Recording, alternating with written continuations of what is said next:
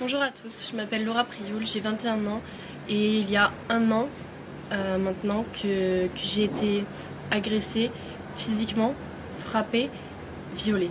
Ça fait un an que je me cache des médias, un an que je me cache de tout le monde, mais que tout le monde parle de moi. Je n'ai jamais parlé parce que je ne voulais pas faire le buzz, parce que j'avais peur, parce que je ne veux pas entendre parler de moi comme ça, parce que je me sens vraiment salie par cette histoire. Tout le monde est au courant, tous mes amis, toute ma famille, tout le monde sait ce qui s'est passé pour moi. Et c'est vraiment très dur à accepter. Donc maintenant, je vais être cash et je vais vous dire ce qui s'est passé sans vraiment rentrer dans les détails. J'étais en boîte de nuit sur Paris. Il se trouve que mon agresseur était aussi là. On a passé une super soirée, vraiment très gentil, à m'inviter à sa table, à boire un verre, etc. Je ne buvais que de l'eau. Lui, il buvait de l'alcool, beaucoup d'alcool. Donc par la suite, il me propose d'aller dans une deuxième boîte de nuit. Je me soucie du fait de comment je vais rentrer chez moi. Il me dit qu'il a des chauffeurs privés, qu'il me fera ramener, etc. Donc très bien. On part pour cette deuxième boîte de nuit.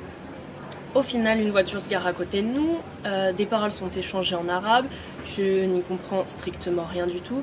Je demande à mon agresseur ce qui se passe et il m'explique qu'on va finir en fait la soirée dans un hôtel, dans l'hôtel de son ami, parce que la boîte de nuit n'est pas très bien. Soit. Étant déjà dans le taxi, envie de continuer à m'amuser avec cette personne, envie de découvrir vraiment qui c'est, etc. J'accepte le fait d'aller dans cet hôtel. Donc on arrive à l'hôtel, nous sommes 4 personnes, une fille, un homme, mon agresseur et moi. Donc dans cet hôtel, nous continuons à faire la fête, à s'amuser, à rigoler, à regarder des vidéos.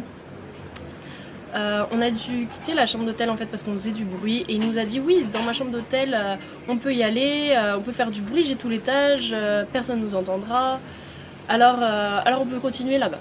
Donc très bien, on décide de tous aller là-bas. Donc je demande à la fille si elle vient et au mec, ils me disent que oui, qu'ils doivent parler avant, qu'ils vont arriver, qu'ils prendront un autre taxi. Donc nous on descend, on prend un premier taxi, on va à l'hôtel, persuadés que les personnes allaient nous rejoindre à l'hôtel pour continuer cette fête, on va dire. J'y vais sereinement. Donc une fois dans la chambre, on met de la musique. On continue à danser, à faire la fête et on était proches et à un moment on s'est tous les deux embrassés en fait et il a voulu me rembrasser et j'ai tourné la tête et ça lui a pas plu. Je me suis fait frapper d'un coup et je n'ai pas vraiment compris ce qui se passait sur le moment parce que dans ma tête tout était beau et tout se passait bien. J'ai voulu me défendre et cette personne m'a refrappée. Je n'arrivais rien à faire, rien du tout. Il était vraiment trop fort pour moi, sur moi, à me frapper et cette personne a fini par me violer. Donc après m'avoir frappée et violée, je me suis enfermée dans la salle de bain. Il fallait que je retourne dans la chambre parce qu'il y avait mon téléphone, je devais prévenir quelqu'un, je devais appeler quelqu'un, il me fallait de l'aide, je ne pouvais rien faire et je suis rentrée dans la chambre. Il se trouve qu'il était normal, il me demandait mais pourquoi tu pleures, pourquoi tu t'es blessée, qu'est-ce que tu as fait, est-ce que tu veux de la glace? Il a appelé pour qu'on m'emmène de la glace, vraiment très bizarre. Une autre personne complètement et du coup je prenais mes affaires doucement, j'essayais de me rhabiller doucement pour pas réveiller la bête en lui on peut dire et après avoir pris mes affaires je lui ai regardé dans les yeux et je lui ai dit mais tu es un monstre parce que je devais le dire et c'était vraiment très bizarre comme comme action, on peut dire. Et après lui avoir dit que c'était un monstre, il m'a poussé violemment sur le lit et a arraché mon vêtement, qui était vraiment tout arraché. J'étais vraiment sans t-shirt.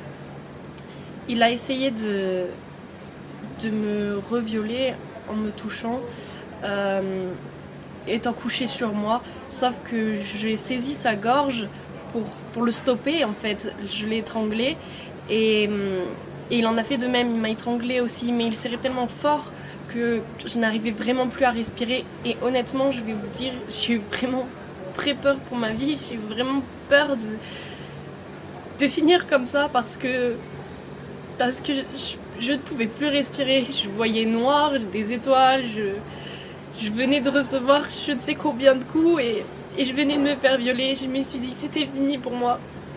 Sauf que j'ai réussi à basculer mon agresseur du lit en l'étranglant et en le poussant, et j'ai réussi à m'enfuir de la chambre en courant. Il y a une personne qui m'a aidée dehors. Après, je me suis enfermée avec une femme de ménage dans une chambre qui m'a aidée. Les secours sont venus, la direction de l'hôtel est venue me donner des vêtements, la police est venue. Lui était enfermé dans la chambre, ils l'ont embarqué au poste de police, on m'a embarqué au poste de police, on nous a embarqués au même dans 2 voitures séparées pour pas qu'on se recroise, etc. Arrivé au poste de police, j'ai porté plainte, on va dire, mais ce n'était même pas réfléchi de ma part. Au poste de police, on m'a dit bah voilà, qu'est-ce qui se passe? J'ai tout dit et j'ai pas eu le temps de réfléchir, de savoir si je voulais porter plainte, si je voulais pas porter plainte, ce que je voulais faire, ce que je voulais pas faire. J'ai pas eu le temps de tout ça. Donc après avoir porté plainte, j'ai été emmenée à l'hôpital pour soigner mes blessures, pour me faire des tests ADN, faire des tests alcoolémie, faire des tests pour la cocaïne, faire toutes sortes de tests. J'y suis allée le jour même, j'y suis retournée le lendemain. J'ai eu un médicament à prendre pendant 1 mois qui me détruisait l'estomac, vraiment pour pas avoir de maladie, etc. Parce que oui, cette personne ne s'est pas protégée, bien évidemment. Quand j'étais chez moi, je me pliais de douleur tellement ce cachet me faisait mal. Et c'était dur. Je n'arrivais pas à le dire à ma mère parce que c'est trop dur de dire quelque chose de tel à sa mère. La mère qui a toujours voulu me protéger, qui a toujours voulu me mettre en garde, qui a toujours été là pour moi. Le fait de lui dire « Maman, j'ai été frappée, j'ai été violée », c'est juste pas possible pour moi. Je lui ai jamais dit ce qui s'était vraiment passé. Elle a lu toutes mes plaintes, elle sait vraiment tout ce qui se passe dans tous les détails, mais de moi-même, j'y arrive pas. C'est comme ça, c'est trop dur. Donc, quelques jours après être rentrée chez moi, un blogueur a partagé mon nom dans les médias. Et là,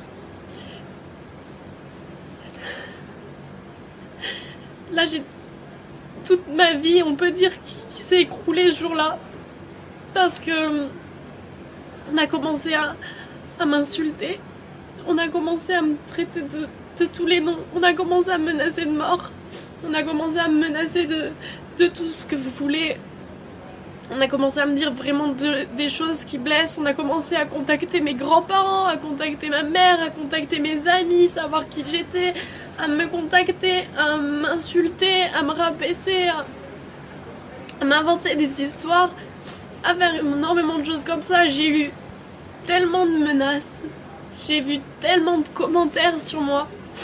Je ne voyais aucun commentaire positif me concernant. Énormément de gens parlaient, énormément de gens m'insultaient, mais personne ne me soutenait, à part ma famille et mes amis. Sur internet, je voyais que du noir. Les gens ont commencé à m'appeler, oui, j'ai vu qu'il s'était passé ça, qu'est-ce qui se passe, etc. Je me suis coupée de tout le monde parce que j'y arrivais pas, c'était trop dur que les gens puissent savoir ça sur moi. J'ai changé de numéro de téléphone, j'ai supprimé tous mes réseaux sociaux. Je me suis coupée vraiment de tout le monde, je n'avais même pas le droit d'habiter chez ma mère pour ma sécurité. Donc c'était encore plus dur parce que j'avais vraiment besoin d'elle. Elle était là bien sûr, mais j'avais pas le droit d'habiter avec elle. C'était horrible pour moi. C'est comme ça. Dans les médias, j'ai pu voir que j'avais refusé la confrontation, alors que non. La police m'a bien expliqué que je pouvais faire la confrontation maintenant devant eux, ou que je pouvais la faire plus tard devant le juge, avec un avocat, après avoir réfléchi, etc. Sachant que je venais de me faire agresser par cette personne, la dernière chose dont j'avais envie, c'était de le recroiser, de le voir ou de l'entendre même, ou quoi que ce soit. Donc j'ai dit que j'étais pas prête et que je voudrais le faire plus tard. Donc voilà, donc je n'ai jamais refusé de confrontation, je l'ai fait plus tard. Ensuite, on a pu dire que j'étais coiffeuse, que j'étais escort girl, que j'étais chômeuse, que j'habitais à Nice, que je ne faisais que des défilés de mode, que plein de choses comme ça. Et tout est faux. Après, au Nouvel An, on a dit que des fans de mon agresseur m'auraient retrouvé dans la rue, sorti du lido, m'auraient fracassé, tapé une bouteille de bière sur la tête, etc. Alors que je ne suis même pas sortie pour le Nouvel An. J'étais chez moi, dans mon appartement, je n'étais même pas sur Paris, je n'étais même pas dans la ville où les faits se seraient passés. Après, qu'est-ce qu'on a pu dire sur moi? On a pu dire que Laura Prioul a été prise la main dans le sac, elle serait dealeuse de drogue, elle devrait passer devant le tribunal, etc. J'avais une grande possession de drogue, etc. À ce moment-là, j'étais en train de travailler, j'étais pas du tout sur Paris. Je ne savais même pas ce qui se passait. On m'a appelé en me disant ah bon, tu vends de la drogue et tout, qu'est-ce que c'est que cette histoire et tout. Non, je ne sais même pas ce qui se passe. Les gens sont au courant avant moi de ce qui se passe. Tout le monde se permet de me raconter une vie en fait que je n'ai jamais parlé. Donc tous les Facebook, Instagram, Snapchat, Twitter, blog qui portent mon nom, ce n'est pas moi. Je n'ai jamais écrit, je n'ai jamais ouvert ma bouche, je n'ai jamais rien fait de tel. Au jour d'aujourd'hui, oui j'ai peur, oui je fuis la ville parce que je n'arrive pas à sortir. J'ai peur qu'on me reconnaisse dans la rue, j'ai peur qu'on m'agresse, j'ai peur que toutes ces menaces soient mises à exécution, j'ai peur de croiser quelqu'un qui pourrait dire ah mais c'est elle, j'ai peur qu'il se passe quoi que ce soit, j'ai peur pour ma sécurité, j'ai peur pour la sécurité de ma famille, j'ai peur pour la sécurité de mes proches, j'ai peur pour tout ça et c'est dur pour moi d'avancer avec ça. Écoutez-moi bien, je n'accepterai jamais d'argent pour enlever ma plainte parce que je veux que cette personne finisse derrière les barreaux parce que c'est trop dur, vraiment. Et j'ai pu savoir dans les médias que je n'étais pas la seule victime de cette personne, de cet agresseur. Je sais qu'il y a d'autres filles qui ont été victimes de cette personne. Des médias en parlent, etc. Et j'essaye de me battre pour moi, mais j'essaye de me battre aussi pour ces autres personnes. Mais c'est dur, sachez-le, et j'ai besoin de soutien. Et je suis là aussi pour soutenir ces autres victimes. S'il vous plaît,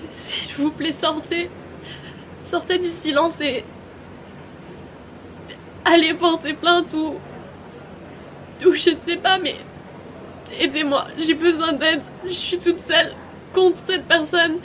Les filles qui ont été victimes de quoi que ce soit, manifestez-vous, que ce soit par écrit, que ce soit en envoyant quelque chose, des preuves, des messages, en allant porter plainte, ce que vous voulez. Mais j'ai besoin qu'on m'aide pour mettre cette personne en prison. Sachez que je n'ai pas eu de chance parce que mon nom a été cité par un blogueur dans la presse. Parce que j'étais avec une connaissance de ce blogueur dans la soirée. Donc de suite, ça a fait un scandale autour de mon nom. Mais en France, vous êtes vraiment protégés. Personne ne pourra connaître votre identité si vous portez plainte. Même votre famille peut ne pas être au courant du fait que vous ayez porté plainte pour telle ou telle raison. Rien ne sera médiatisé, vous n'aurez pas de menaces, vous n'aurez pas de journaux sur le dos, vous n'aurez pas tout ça, vous serez vraiment protégés. J'ai juste besoin de vous, j'ai besoin qu'on se réunisse tous ensemble et qu'on le mette derrière les barreaux parce qu'ils le méritent. C'est tout. C'est tout ce que j'avais à dire. L'adresse que je vais vous écrire, c'est la mienne. C'est la seule sur laquelle vous devez écrire. Voilà, maintenant, j'ai dit ce que j'avais à dire et au fond de moi, je me sens plus soulagée. Les gens ne vont pas avoir qu'une seule version des choses. Voilà.